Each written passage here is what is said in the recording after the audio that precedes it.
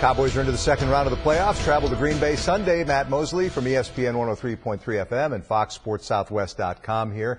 And you wrote, Matt, about the change in Tony Romo that was more evident than ever on Sunday against the Lions. What did you see in him that you wouldn't have seen a few years ago?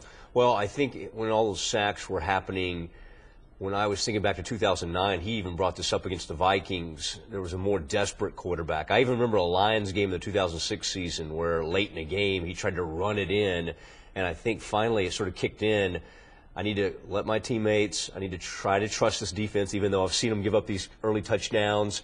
And for him, you know, holding onto the ball and not making any turnovers was huge, and I think that was a big part. I think he was smart in the first half, never let it get away from him, and then they got that huge touchdown to Terrence Williams that gave him a foothold in that game. And Tony said he intentionally underthrew some balls, which is kind of a nice built-in, excuse to have if you're going to misfire.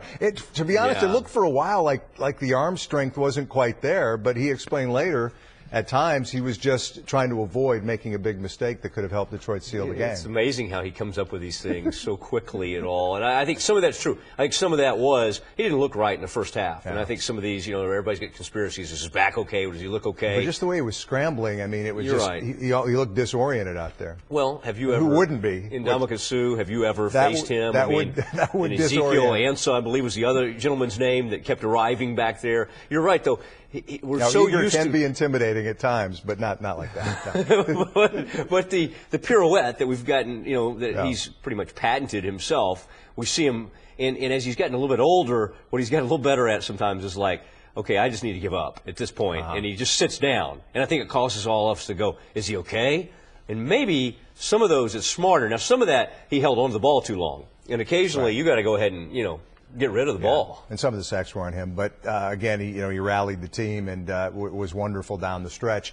Let's talk about the controversial play, the Hitchens interference call. The flag was picked up. The NFL today saying it should have been defensive holding on Hitchens. Hearing all sorts of conspiracy theories from around the country. What's your take on how that was handled or mishandled yesterday? Well, I just think the mechanics were all wrong.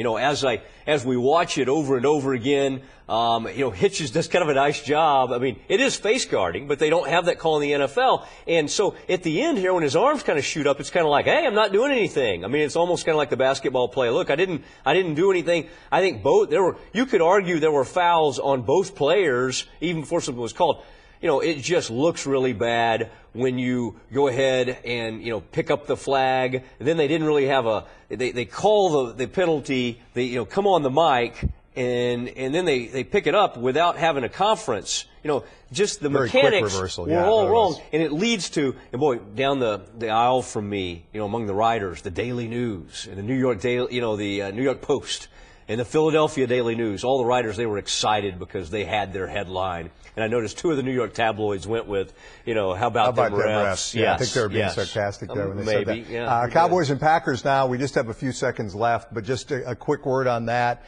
An unbeaten team at home in Green Bay, an unbeaten team on the road in Dallas. All sorts of Green Bay weapons. What do you think is going to make the difference in this game if you had to pinpoint one thing? Well, I think it's going to come down to, with all the weapons you just mentioned, to the Cowboys. They did a fairly nice job. Tate got him a little bit, but against Megatron, I mean, when you compare it to against his 327-yard day, I thought it was an outstanding comeback from that. They have more weapons and more dangerous weapons. They don't have as good a player as Calvin Johnson, but Jordy Nelson is he's a fantastic player. So it's just going to be about what can you do, and can you affect the quarterback? And I think a huge thing will be Aaron Rodgers. Can you make him just a little bit uncomfortable? And I think that's going to be a big thing. You don't have to get a bunch of sacks, but collapse the pocket a little bit. Act like Mr. Ansah and Suh and some of those guys. They're going to need some help. And Lawrence, I mean, I think maybe that was a big moment for DeMarcus Lawrence. Maybe he can build on that in this game.